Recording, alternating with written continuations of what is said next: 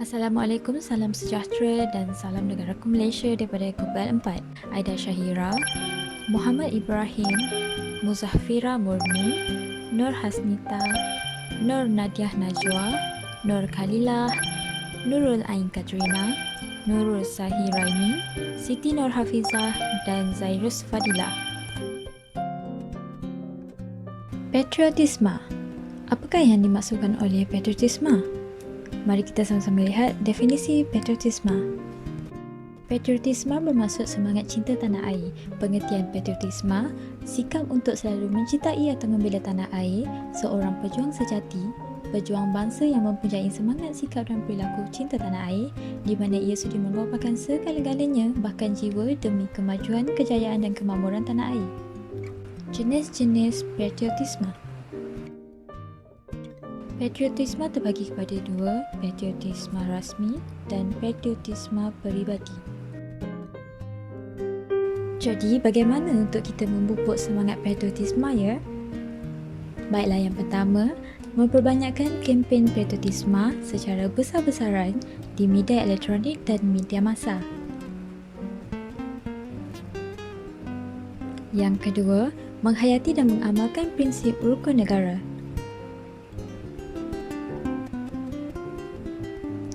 Seterusnya, menyambut hari-hari penting di Malaysia seperti sambutan kemerdekaan dan menghormati Jala Gemilang. Kita beralih kepada ciri-ciri nilai patriotisme. Ciri yang pertama, patriotisme bukan sahaja boleh dipupuk dan ditanam dalam kalangan generasi muda, tetapi dapat dizahirkan melalui perasaan bangga sebagai rakyat Malaysia. Ciri yang kedua, patriotisme adalah solidar secara bertanggungjawab atas seluruh bangsa. Berikut adalah kepentingan patriotisme. Yang pertama, membina nilai persefahaman dan penyatuan antara kaum. Membentuk identiti negara dengan bebas.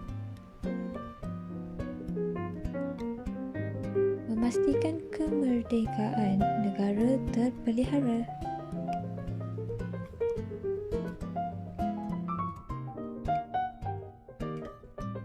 Pemangkin kepada kemajuan negara. Pemeliharaan dan pemerkasaan perpaduan dibentuk. Akibat tidak mengamalkan sikap patriotisme. Jika kita tidak mengamalkan sikap patriotisme, rakyat tidak bersatu, negara tidak membangun, berlaku campur tangan kuasa luar dalam pentadbiran.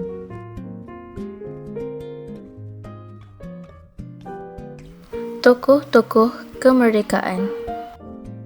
Yang pertama, Tunku Abdul Rahman Putra, seorang pemimpin yang berwibawa, pejuang yang berjiwa kental, membebaskan Malaysia daripada ancaman penjajah, mengatur strategi pakatan antara kaum dengan kerjasama pihak Majlis Raja-Raja Melayu telah membuktikan kepimpinan Tunku sehingga berjaya mencapai kemerdekaan.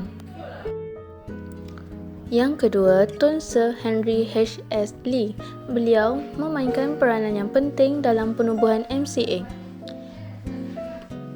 Perancang utama penubuhan Perikatan UMNO dan MCA, penentang komunis di zaman darurat dan merupakan pejuang negara semasa menuntut kemerdekaan. Dilantik sebagai Menteri Kewangan antara tahun 1957 hingga 1959. Yang ketiga, Tun Viti Sambantan, seorang pejuang daripada masyarakat India, dilantik menjadi Presiden Kongres India Malaya. Banyak jasa yang dicurahkan oleh Tun Viti Sambatan terutamanya berkaitan dengan perpaduan rakyat yang berbilang kaum. Yang keempat, Rentak, seorang pahlawan Dayak daripada kaum Iban, salah seorang pemimpin penentang kepada pemerintahan Raja Putih Brok. Gelaran Rentak yang bermaksud Ensumba dalam bahasa Iban atau membuat dunia bergegar diberikan kepadanya selepas beliau memenggal kepala musuh semasa Perang Pertama. Yang kelima, Tok Janggut, Haji Muhammad Hassan bin Panglima Mat Munas, terkenal di Kelantan, dilahirkan pada 1853, seorang penentang penjajahan British, seorang tokoh Islam yang berjaya. Proses menuntut kemerdekaan. Latar belakang proses kemerdekaan. Yang pertama dicapai melalui rundingan. Yang kedua, usaha untuk membebaskan tanah Melayu dari cengkaman pencajah telah lama bermula. Yang ketiga, sebelum tahun 1946, semangat nasionalisme yang dalam erti kata yang sebenarnya masih belum wujud lagi. Yang keempat, penduduk Jepun di tanah Melayu pada tahun 1941 sehingga 1945 telah menggalakkan kemunculan dan kemajuan semangat nasionalisme di negara ini. Nombor 5, selepas berakhirnya Perang Dunia Kedua, kebanyakan kuasa penjajah Barat mula membuka ruang pembebasan kepada negara-negara penjajah. Nombor 6, British cuba menjadikan tanah Melayu sebagai negara untuk semua kaum melalui rancangan Malayan Union bertujuan menjaga kepentingan ekonomi. Nombor 7, mendapat tentangan penubuhan Persekutuan Tanah Melayu.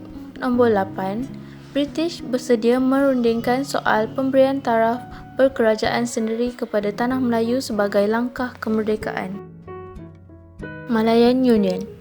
Ciri-ciri Malayan Union. Malayan Union ditubuhkan pada 1 April 1946 di King House, Carcosa, Sierra Negara selepas Perang Dunia Kedua. Merupakan sebuah gabungan negeri-negeri Melayu dengan negeri-negeri Selat tanpa Singapura untuk menjadi pengganti British Malaya.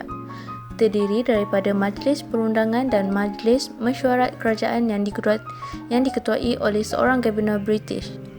Sultan-Sultan Melayu masih mengekalkan kedudukan masing-masing tetapi dalam bidang kuasa yang sangat terhad, iaitu berkaitan tentang agama Islam dan adat istiadat orang Melayu sahaja. Persekutuan Tanah Melayu ditubuhkan pada 1 Februari 1948. Menggantikan Malayan Union, kuasa dan kedaulatan Raja-Raja Melayu dikembalikan. Kedudukan istimewa dalam 4 perkara iaitu keistimewaan dalam bidang politik dan jawatan dalam perkhidmatan awam, beasiswa dan pelajaran, tanah simpanan Melayu dan pemberian lesen untuk menjalankan perniagaan tertentu. Struktur. Ketua dan Pesuruhjaya Tinggi British dilantik oleh Baginda Queen. Tugas mempengerusikan kedua-dua majlis. Majlis Mesyuarat Kerja Persekutuan membantu dan memberi nasihat kepada Pesuruhjaya Tinggi British tetapi beliau tidak semestinya menerima nasihat majlis. Majlis Raja-Raja Melayu menasihati Pesuruhjaya Tinggi British dan akan bersidang pada bila-bila masa.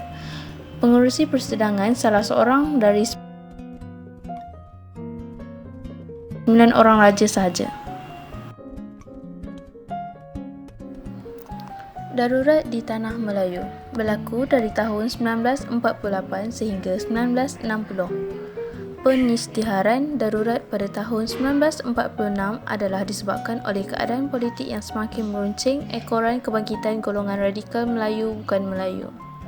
Keganasan komunis terhadap penduduk Tanah Melayu terutamanya orang Cina.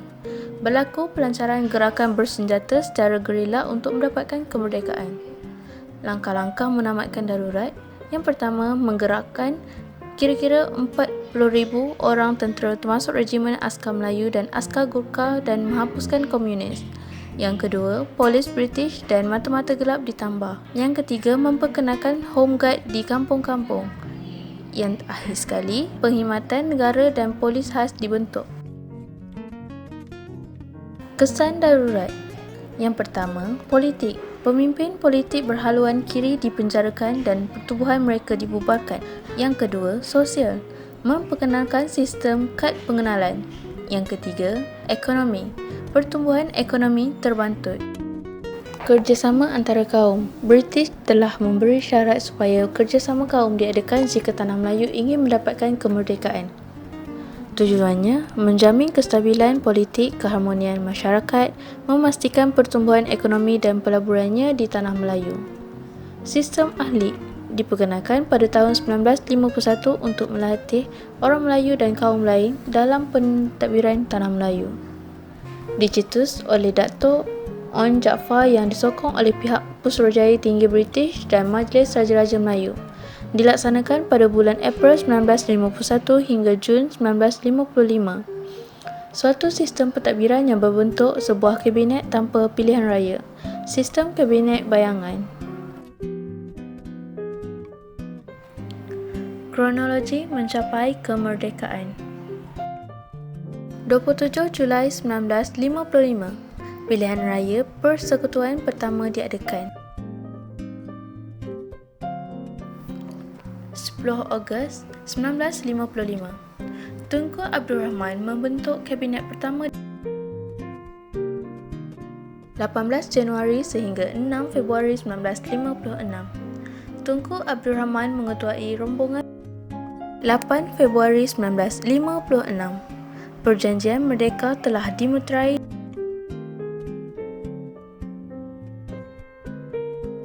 20 Februari 1956,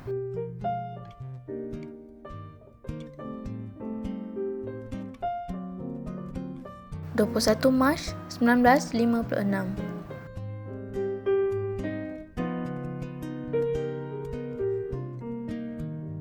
Tunku Abdul Rahman dicabar supaya menyelesaikan isu pemberontakan komunis. Bendera Union Jack diturunkan di hadapan bangunan Sultan Abdul Samad.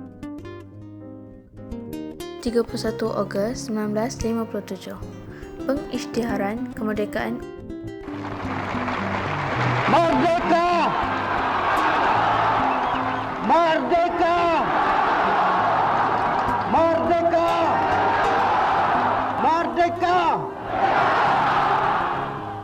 Kesimpulan, kemerdekaan di Tanah Melayu dicapai bukan dengan cara yang mudah tetapi berlaku secara berperingkat-peringkat. Sekian, terima kasih kerana menonton video ini.